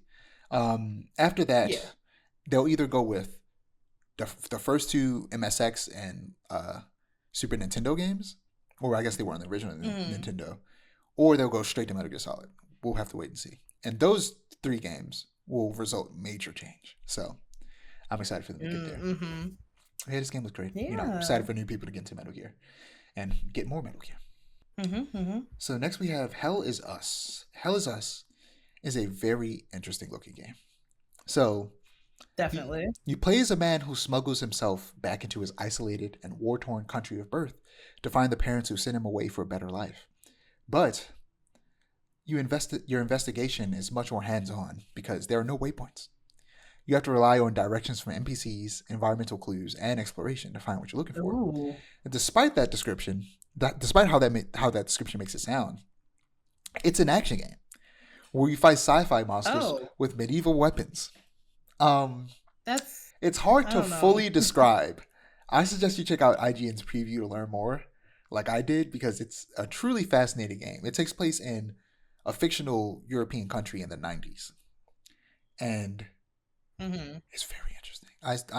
If I had to guess, it's probably Ukraine-ish.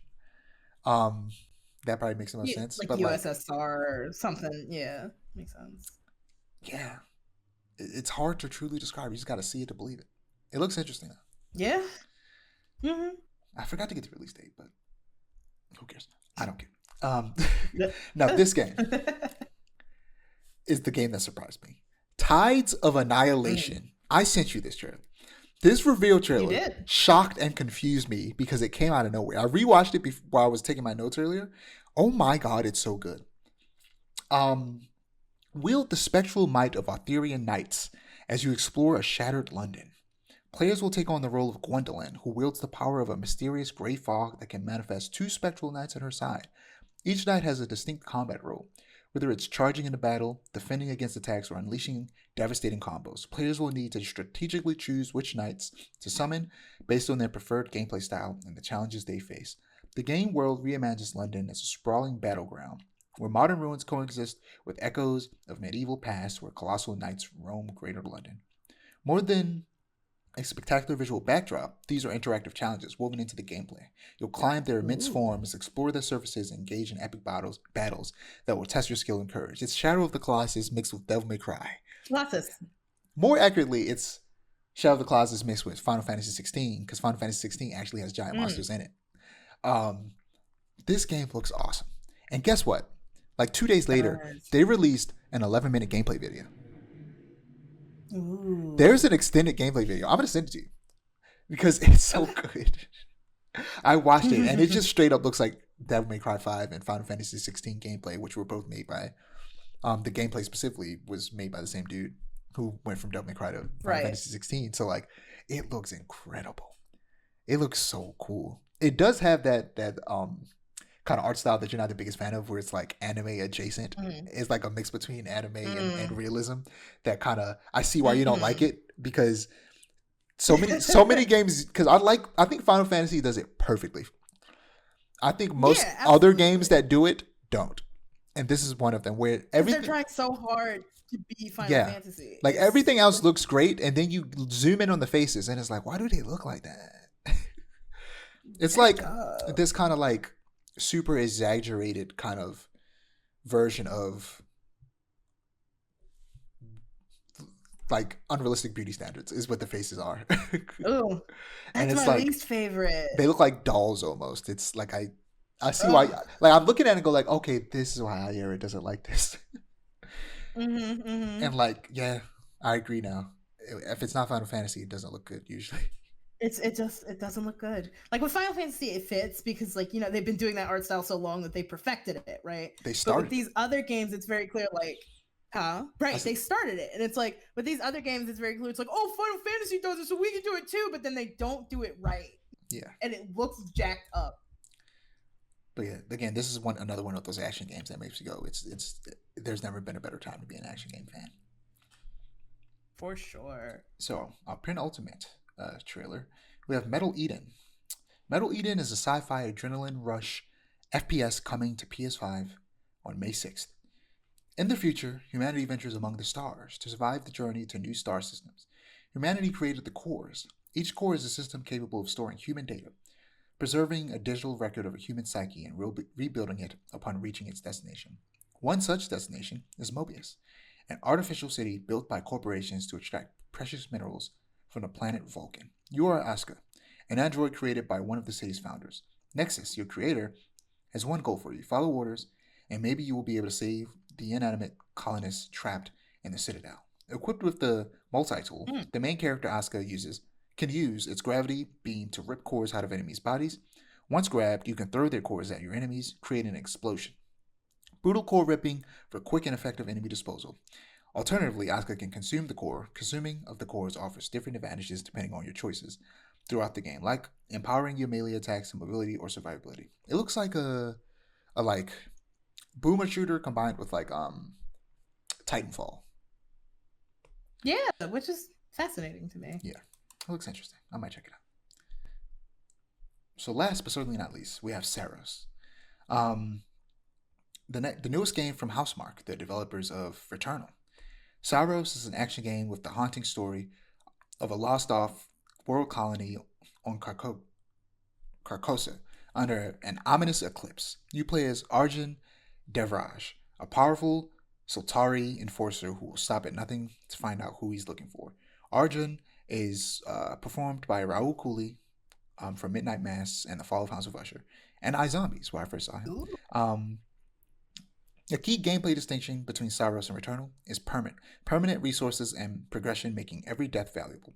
After every death, you will face a changed world, but in Saros, you will be able to choose and permanently upgrade your loadout from an evolving set of weapons and suit upgrades to come back stronger to overcome the challenges you face on Carcosa. It's funny that they like frame this like it's revolutionary a little bit, even though like most roguelikes do this.